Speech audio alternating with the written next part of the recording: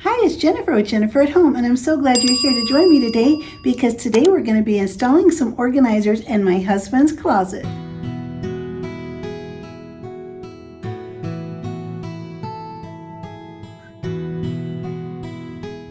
I don't know about you, but I get super excited about home improvement projects. I just love them and I can't wait to pick out another one as soon as we finish one. However, this time we're going to be doing some work in my husband Alan's closet. We recently decluttered a bunch of shoes and some other clothing and took that all to the donation center and dropped it off. But even though we didn't have any of the clutter left in there, I still felt like the space was disjointed and we had mismatched shelves. Let me show you what we have and we'll go from there. So here in the bottom of the closet, we just have these mismatched shelves. There are just some white shelves here with the shoes, and they seem to work just fine. But then we have this shelf here where Alan likes to put his shorts and blue jeans and a few other things.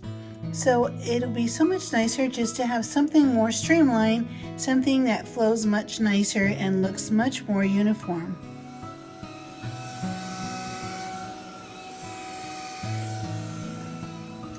Okay, now we're in the closet and Alan has the stud finder and he's going to drive this right along the wall. You push the buttons in on each side and the green light's at the bottom. When the red light goes to the top, that means it's right in the center of the stud. The stud is the 2x4 wood right behind the drywall. So that's where we're going to put our screw because it'll be much more secure. The studs are usually located 16 inches on the center. So on the center of each stud, from between one to another is 16 inches. So Alan's going to mark right at the top where the stud is, and that way we'll know that's right where we're going to put the screw. Alan's going to take the level and check and just make sure that both of the places that he's going to put the screw in the stud are nice and level and straight up and down.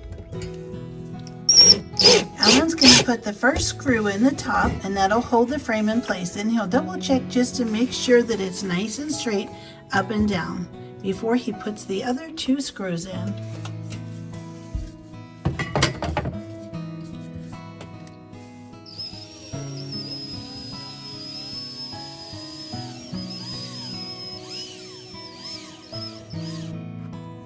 One thing you can do when you're drilling holes is to hold a dustpan underneath.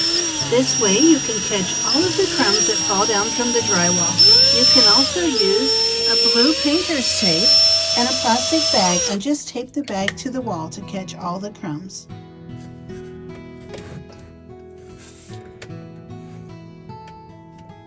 Now that all three of the support pillars are in place, all we have to do is put the brackets on that hold the shelves and snap the shelves into place. It's just that easy. These wire racks have some little rubber tips you can get to put on the very end. Sometimes the ends of these shelves can be a little bit rough or a little bit sharp. Sometimes where they cut the shelves to length, it makes them a little bit sharp. You can get a whole entire package of these, enough to do any project. And these brackets just clip right on to the main support. They snap right on, and then the shelves will hook right on these metal supports. So once you hang the bracket on the support pillar, go through the front right here, and then you just lay it down on the back, and it'll just slide right in to place, and it'll lock in on these hooks. That way they can't be pulled forward and fall off. We have plenty of room for all of Alan's things in his closet. And it'll be so easy to vacuum underneath and keep the carpet nice and clean. I'm super happy with the results, and Alan is as well. And here we have Alan's shelves with all of his things put back on, and he even has extra space. It looks so much nicer. Once again, let's take a look at the before and then the after.